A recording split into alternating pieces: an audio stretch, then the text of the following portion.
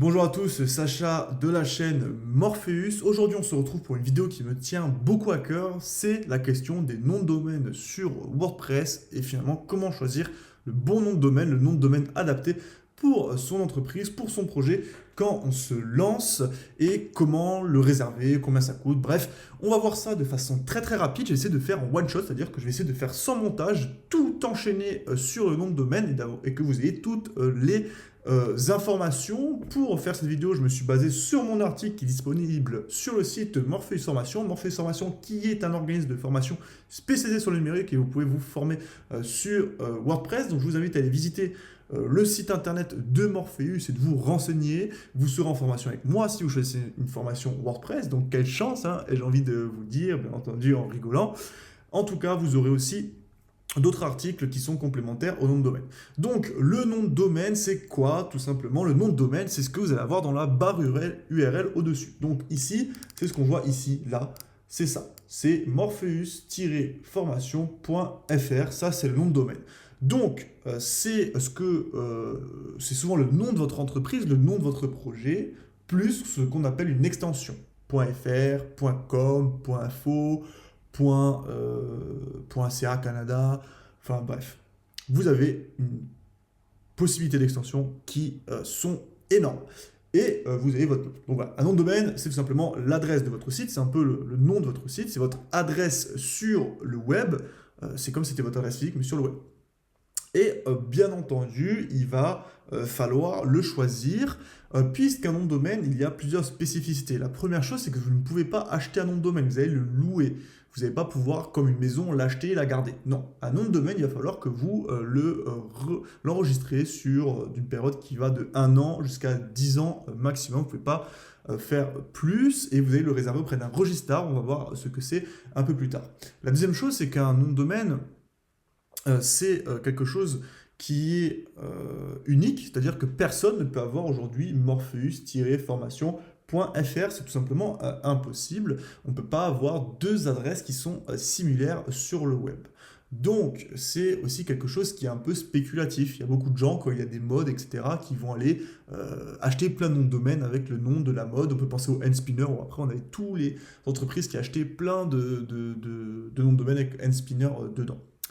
Voilà pour le nom de domaine en bref. Maintenant, combien ça coûte un nom de domaine et où l'acheter? Et ça, je vais vous répondre de manière très franche. Aujourd'hui, un nom de domaine.fr, ça coûte 9 euros, ça coûte 7,99 €. Un nom de domaine.com, il me semble que c'est 9,99 €. Et pour ma part, je vous conseille de l'acheter quand vous démarrez votre projet directement chez votre hébergeur, donc la plateforme qui va vous louer son serveur.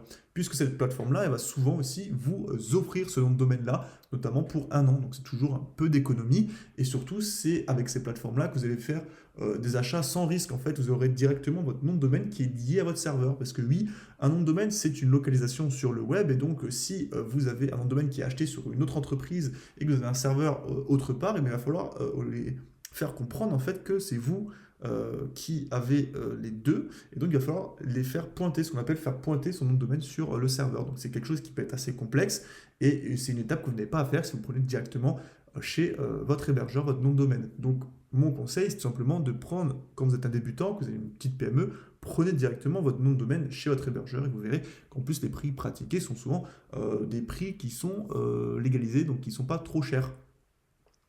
Voilà, tout simplement. Alors maintenant, pour ma part, quel hébergeur je vous conseille? Je vous ai fait une vidéo là-dessus complète. Donc c'est Hostinger, et chez Hostinger, vous avez la possibilité de prendre des noms de domaine. Donc on va pouvoir y aller. Hop, là, donc là, on a une offre.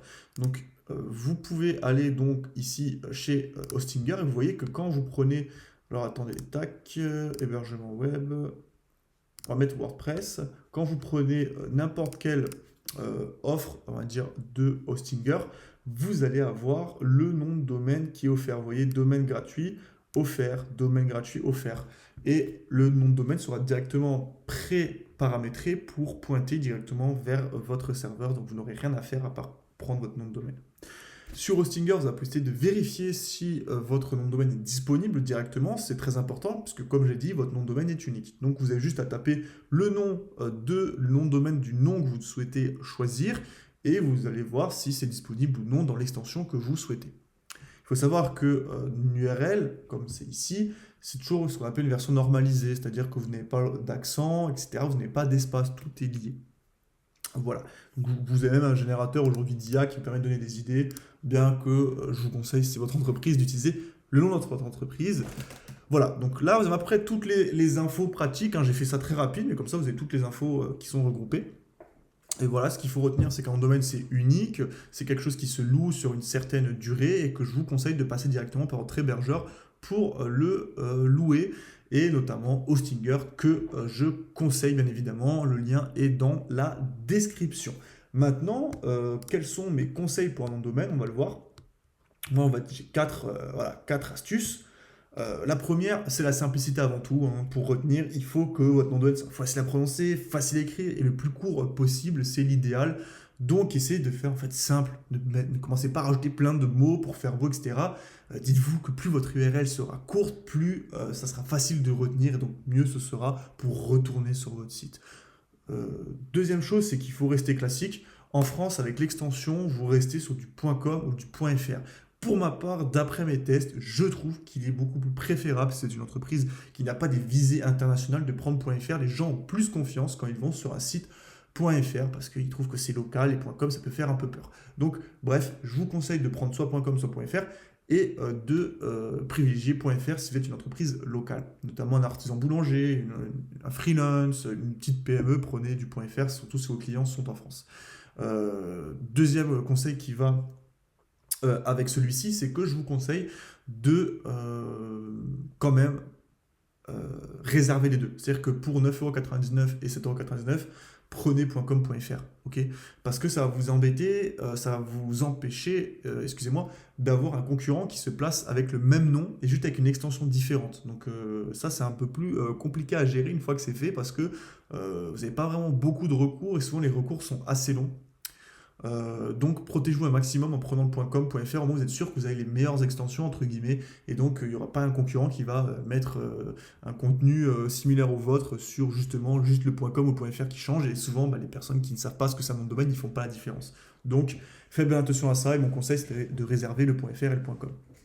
Ensuite, on a joué malin avec les mots-clés. Voilà, si vous avez un nom de domaine qui est vraiment très très court, avec juste un nom d'entreprise, et que votre nom d'entreprise est très court, voilà, on a une syllabe, deux syllabes, vous pouvez rajouter un petit nom, un petit mot-clé vraiment très général, mais qui va donner un peu le thème du site. Nous, chez Morpheus, ça s'appelle Morpheus Formation, donc on a un mot-clé directement dans le nom. Voilà, ça va pas. C'est un peu compliqué de savoir si ça a un vrai impact en termes de référencement, mais d'après mes tests sur plusieurs blogs, les blogs qui avaient directement un mot-clé dans leur nom de domaine avaient possiblement, je trouve, en tout cas d'après mes tests, plus de facilité à se ranker rapidement. Maintenant, c'est pas quelque chose qu'on peut affirmer directement, mais en tout cas, je vous conseille de le faire, d'ajouter, si vous pouvez, un mot-clé autour de votre activité, notamment si c'est un projet, pas forcément une entreprise.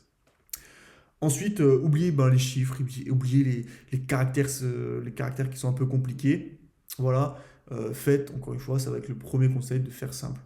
Donc voilà, sur mon article, vous retrouverez aussi encore 12 conseils pour vraiment avoir un nom de domaine parfait que vous pouvez reprendre, hein. Voilà, c'est un petit tableau. Je vous montre aussi comment réserver sur Hostinger votre nom de domaine, voilà, etc. Mais je pense que dans cette vidéo-là, je pense que j'ai fait vraiment le tour. Je vous ai vraiment donné tout ce que je pense utile à savoir sur les noms de domaine de façon naturelle, de façon assez claire, je l'espère. En tout cas, c'était tout pour aujourd'hui. Puis on se retrouve la semaine prochaine pour une nouvelle vidéo.